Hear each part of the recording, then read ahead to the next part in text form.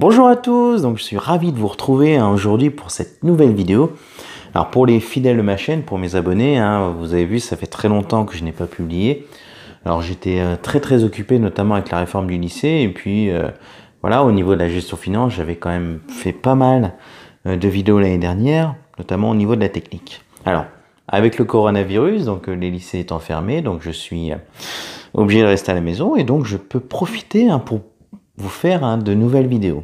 Sachant qu'en plus, ces vidéos peuvent être très utiles, notamment quand on fait du travail à distance. Donc on va voir ici une nouvelle notion en gestion finance qui s'appelle le principe comptable.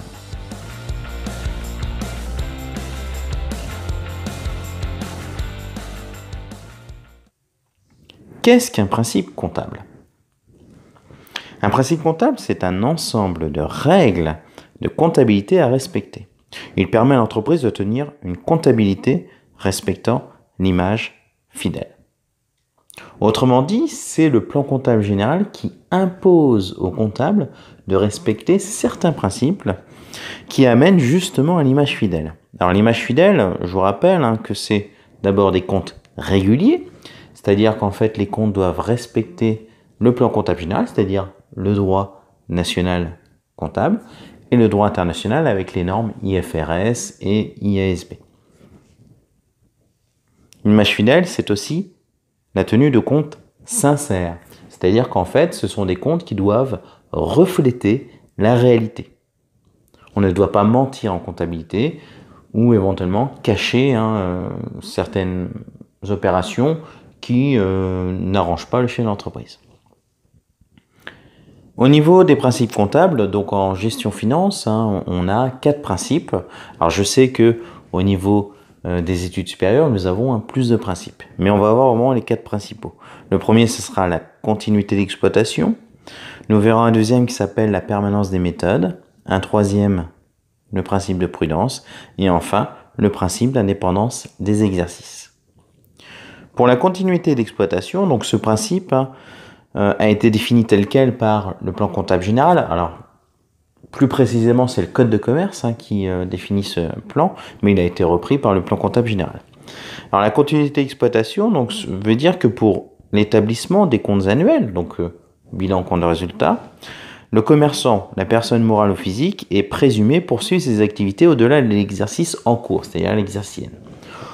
Autrement dit, en fait, on considère que l'entreprise est pérenne et qu'elle va durer pendant plusieurs années. Donc la comptabilité doit se faire sur plusieurs années. On n'a pas à se dire voilà, que l'année prochaine, c'est terminé.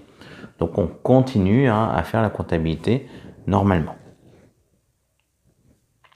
Le principe de permanence des méthodes donc, est défini par le plan comptable général de la façon suivante.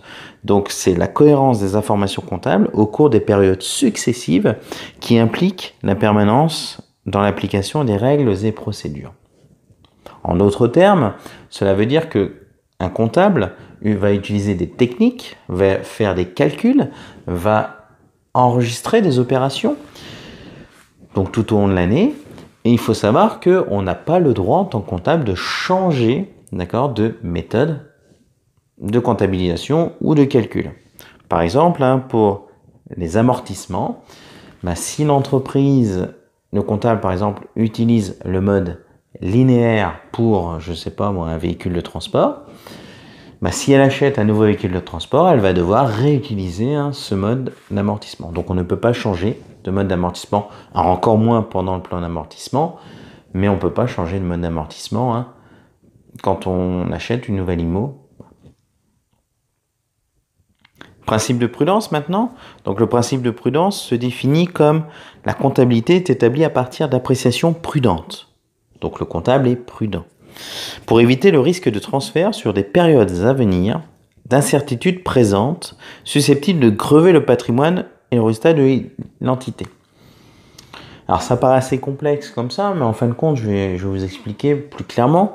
En gros, l'idée c'est que le comptable va devoir réaliser des opérations lorsqu'il constate à l'avance des pertes de valeur dans le patrimoine ou éventuellement des éventuelles charges à venir.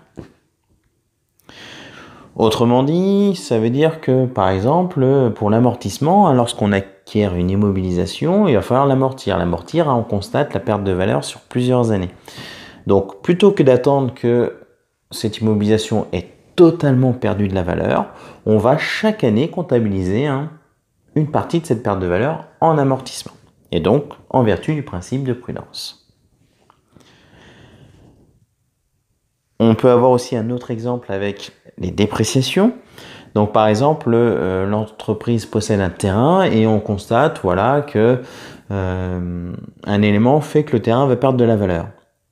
Donc plutôt que d'attendre au moment de la vente qu'on a vraiment perdu de la valeur sur ce terrain, nous allons comptabiliser cette perte de valeur provisoire. C'est la même chose pour les créances, notamment lorsque vous faites des créances douteuses. Vous constatez une dépréciation et aussi lorsque vous constatez dépréciation de stock. Alors que ce soit pour les terrains, l'amortissement, les dépréciations, créances et stock, n'hésitez pas à aller voir mes vidéos. J'ai fait des vidéos notamment sur la technique, sur les calculs et sur l'enregistrement. Donc vous fouillez sur ma chaîne et vous allez y retrouver.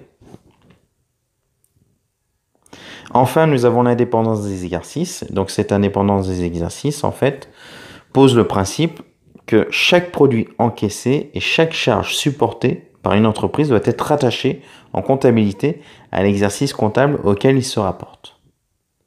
Autrement dit, c'est-à-dire qu'en fait, il faut pendant l'exercice que l'on comptabilise les charges de l'exercice et les produits de l'exercice.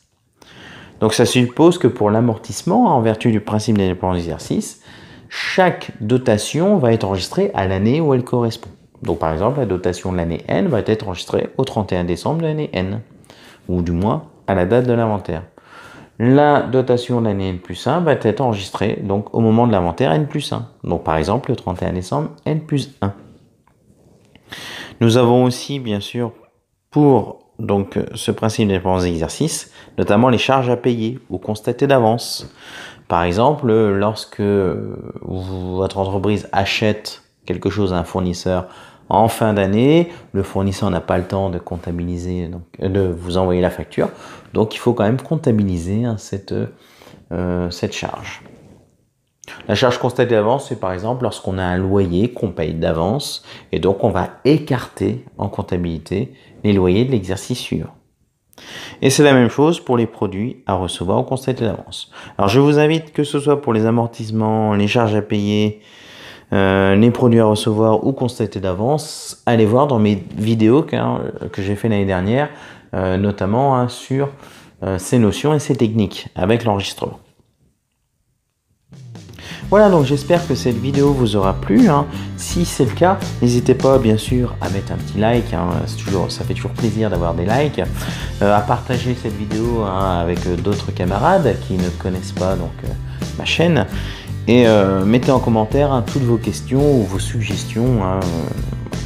Je réponds à tous mes commentaires, logiquement, je réponds toujours à mes commentaires.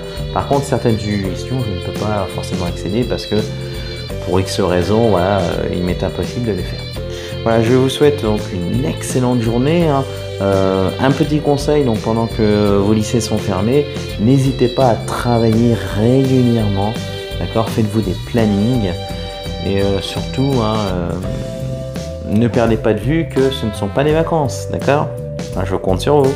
Allez, je vous dis à bientôt. Ciao. Ciao.